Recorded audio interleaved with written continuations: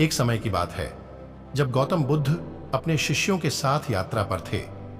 एक छोटे से गांव में एक वैश्या रहता था जिसका नाम सुमित्र था। वह व्यापार में सफल था, लेकिन उसमें आध्यात्मिक ज्ञान की तलाश थी। एक दिन सुमित्र ने बुद्ध को अपने गांव में आमंत्रित किया। बुद्ध ने आमंत्रण स्वीकार किया और गांव पहुंचे। सुमित्र ने बुद्ध से अपने जीवन में सार्थकता की खोज में मदद करने के लिए सवाल किए। बुद्ध ने सुमित्र को ध्यान और समय का महत्व सिखाया और उसे मन की शांति की ओर मार्गदर्शन किया। सुमित्र ने बुद्ध के उपदेशों को अपनाया और अपने व्यापार में भी सांत्वना और संतुलन बनाए रखने के लिए उन्हें अनुसरण किया। धीरे धीरे सुमित्र ने अपने जीवन में सच्ची धार्मिकता का अनुभव किया और अपने कर्मों के माध्यम से दूसरों की सहायता करना शुरू किया।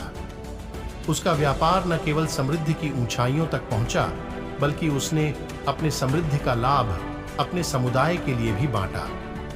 इस कहानी से हमें यह सीखने को मिलता है कि आध्यात्मिक ज्ञान और कर्मयोग से ही व्यक्ति अपने जीवन को सही दिशा में ले सकता है और समृद्धि के साथ सामंजस्य बना सकता है।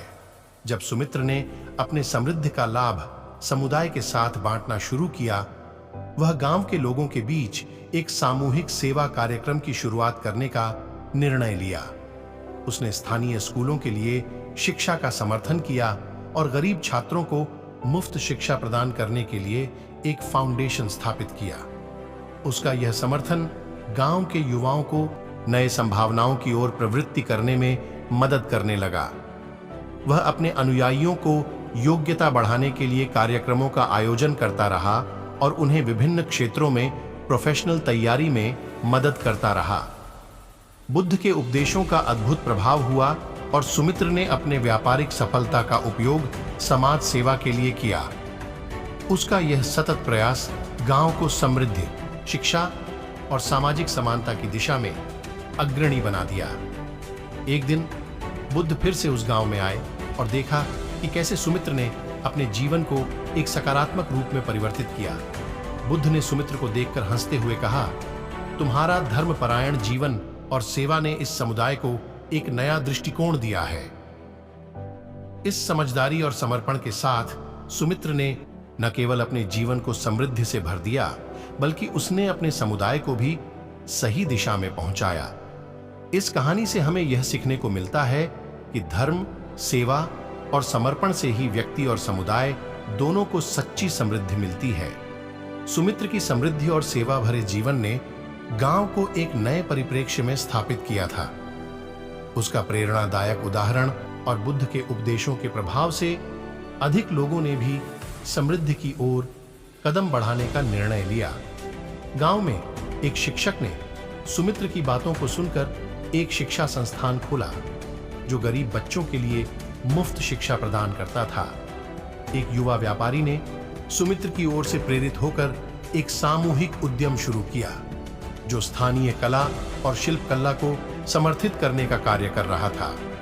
बुद्ध के सान्निध्य से लेकर सुमित्र की शिक्षा से प्रेरित गांव वालों ने मिलकर एक ध्यान केंद्र स्थापित किया जहां लोग आध्यात्मिक साधना और मेडिटेशन में रुचि लेने आते थे। समृद्धि और सामाजिक समानता की भावना ने गांव को नए सोच का सामूहिक स्रोत बना दिया। लोगों के बीच समर्थन और सहयोग की भावना ने गांव को एक बड़े परिवार की भावना से भर दिया था। सुमित्र का विश्वास था कि सच्ची समृद्धि सिर्फ अपने लाभ के लिए नहीं, बल्कि दूसरों के साथ साझा करने से ही होती है। उसकी उम्मीद यह थी कि उसकी कहानी से और भी लोगों को प्रेरित होकर समृद्धिपूर्ण और समर्थ समुदाय बन सकता है। गांव में बढ़ती समृद्धि और सहयोग ने एक नए सांस्कृतिक और सामाजिक सांठा की नींव रखी। लोगों के बीच एकजुटता और साझेदारी की भावना ने सभी को एक दूसरे के साथ जुड़ने का एक माध्यम प्रदान किया। गांव के साधारित बाजारों में नई व्यापारिक गतिविधियों का उद्घाटन हुआ, जिससे स्थानीय उत्पादों को प्रोत्साहित किया गया और स्थानीय व्यापारियों को समर्थन मिला। एक दिन गांव में एक विशेष सभा आयोजित हुई जिसमें सुमित्र ने बुद्ध की उपदेशों के प्रासंगिकता को बताया और गांव वालों से यह कहा कि समृद्धि का सबसे बड़ा रहस्य उसकी साझेदारी और समर्थन में है। गांव के नए रूप में वहां के लोग एक दूसरे के साथ रूढ़िवाद और असमानता के खिलाफ आगे बढ़ने के लिए एक संकल्प लेते हैं। एक नई पीढ़ी आती है जो शिक्षा, सहयोग और सामूहिकता में विशेष रूप से समर्थ है। गांव की यह सफलता बुद्ध के उपदेशों और सुमित्र के नेतृत्व में आए सहयोग और समर्थन की मिश्रित प्रेरणा का परिणाम है। इस बदलते गांव का असर न केवल स्थानीय स्तर पर है, बल्कि यह आसपास के क्षेत्रों में भी सहायक है और एक सकारात्मक श्रृंगार में सभी को जोड़ रहा है। गांव की सफलता ने उसे एक प्रेरणा स्रोत बना दिया है और यह कहानी दूसरे क्षेत्रों और गांवों में भी फैलने लगी है।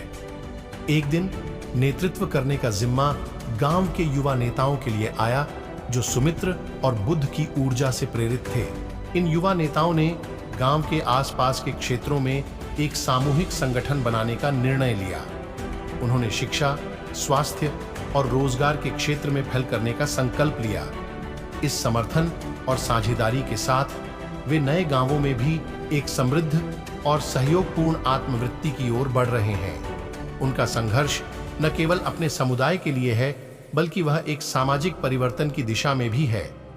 बुद्ध के उपदेशों ने एक सामूहिक जागरूकता और सच्ची सेवा की भावना को जगाई है, जिससे गांव ने सिर्फ अपने आत्म विकास के लिए ही नहीं, बल्कि आसपास के क्षेत्रों में भी समृद्धि का स्रोत बना लिया है। इस तरह सुमित्र की साधना ने गांव को एक प्रेरणा स्रोत बना दिया है और उसने न शीर्षकों में ही समृद्धि की दिशा में बदलाव को प्रेरित किया है,